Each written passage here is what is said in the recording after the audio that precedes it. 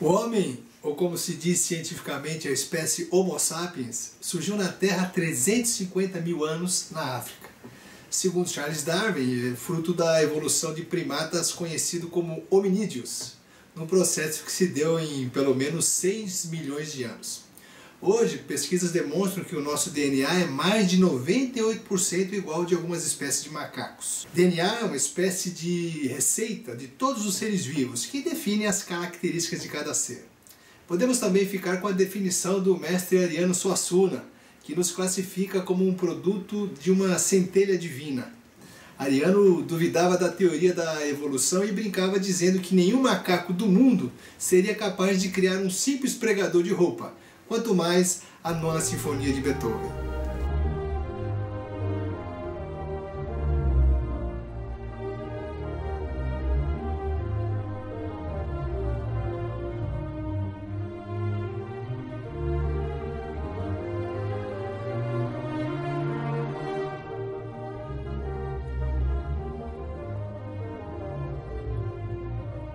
Difícil imaginar, não é? Mesmo porque os macacos ainda andam por aí. É certo, todavia, que temos características que nos diferem das demais espécies, como o nosso excepcional desenvolvimento cerebral associado à nossa postura ereta, que nos possibilitou a utilização dos braços para a manipulação de ferramentas e objetos, garantindo a nossa sobrevivência. Tantas são as nossas vantagens em relação aos outros animais que não dá nem para nos comparar a eles. Raciocínio lógico e abstrato, sabedoria, autoconsciência de nossa existência, consciência da morte, racionalidade e criatividade, linguagem e comunicação complexa e a capacidade de nos organizar em grupos sociais, indo desde as famílias até as nações. As interações sociais entre nós criaram uma variedade imensa de tradições, rituais, normas sociais e éticas, leis e valores, artes, religiões, ciências, enfim, uma imensidade de campos que em conjunto formam a sociedade humana. Ao que parece, o que pode ser comprovado em inúmeros estudos, o surgimento da inteligência humana não foi meramente, como dizem alguns, um acidente de percurso, mas apresentou uma vantagem evolutiva tão grande que aconteceu mais de uma vez em diferentes pontos da Terra durante a nossa história.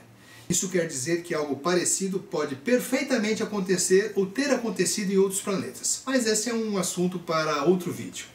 Hoje somos mais de 7 bilhões de indivíduos. Se somarmos toda a história da humanidade, já superamos mais de 100 bilhões, e cada qual com a sua peculiaridade.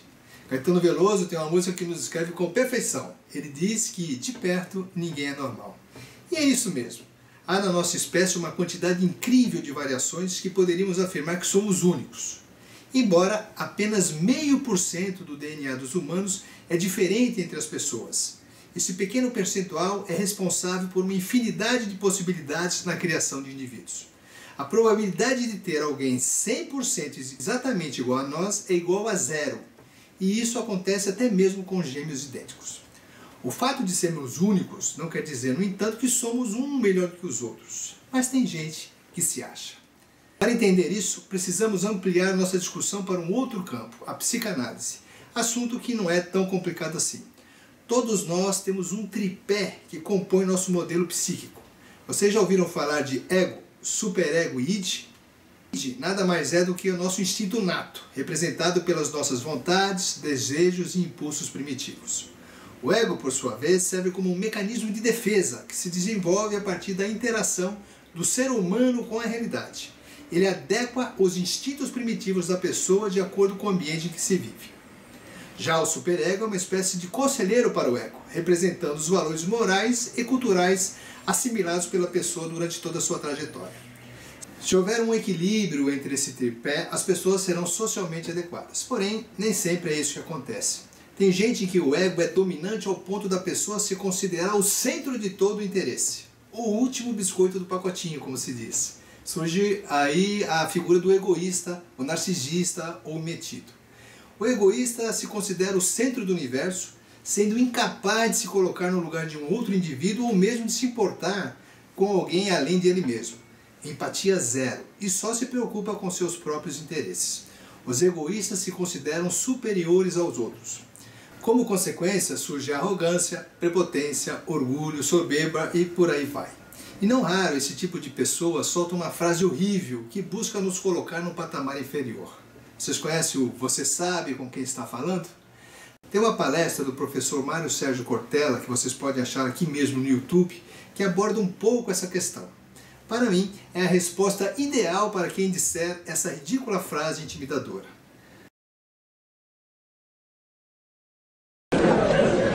Por isso que na minha vida, todas as vezes que alguém chegou para mim e falou assim, sabe com quem que você está falando? Eu falo assim, você tem tempo?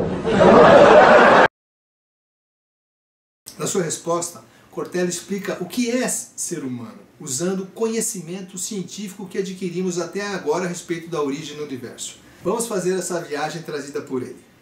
Vivemos num universo que tem provavelmente um formato cilíndrico que apareceu há 15 bilhões de anos, fruto de uma grande explosão que um cientista inglês chamou de Big Bang. Há uma suposição científica que propõe que todo o universo estava em um único ponto adensado. Algo ou alguma coisa fez com que esse ponto se expandisse, expandindo matéria e liberando energia. E esse movimento de expansão ainda continua até hoje. Quando essa expansão chegar ao máximo, terá início um processo de retração. Mas não devemos nos preocupar com isso, pois a ciência calcula que esse processo de retração se dará em 12 bilhões de anos. A matéria expandida se concentrou naquilo que chamamos de estrelas, e as estrelas se agruparam em galáxias. Calcula-se hoje que tem um universo com 200 bilhões de galáxias. Uma dessas galáxias é a nossa, a Via Láctea, que comparando-a com as outras não é assim tão grande. Temos apenas 100 bilhões de estrelas. Uma dessas estrelas é o Sol. Em volta do Sol giram massas planetárias sem luz própria, ou simplesmente os planetas, em número de 7. O terceiro é a Terra. A Terra é o que então? A Terra é um planetinha que gira em torno de uma estrelinha que é uma entre 100 bilhões de estrelas de uma galáxia entre 200 bilhões de galáxias, fruto de uma expansão que aconteceu há 14 bilhões de anos atrás, depois de uma grande explosão. Veja como nós somos importantes. Como diz Sérgio Cortella, tem gente que acha que Deus fez o mundo só para nós existirmos. Tem gente ainda pior, que acha que Deus fez tudo isso só para ela existir. Continuemos nossa história. Nesse planetinha tem uma coisa chamada vida. A ciência já classificou 3 milhões de espécies vivas na Terra. Uma dessas espécies é o Homo sapiens. Essa espécie, como já disse, tem mais de 7 bilhões de indivíduos. Um deles é você, ou essa pessoa que insiste em arrotar a frase "você sabe com quem está falando"? Sei sim, eis a resposta ideal. Você é um indivíduo entre 7 bilhões de pessoas da espécie Homo sapiens, que é uma entre outras 3 milhões de espécies já classificadas na Terra, que vive num planetinha azul que gira em torno de uma estrela, que é uma entre 100 bilhões de estrelas que compõem a Via Láctea, que é uma galáxia entre outros 200 bilhões de galáxias, no universo que surgiu de uma expansão de matéria e energia acontecida há 14 bilhões de anos. Pense nisso. Somos realmente únicos, mas se considerarmos a dimensão do universo, não passamos de uma migalha microscópica próxima do nada.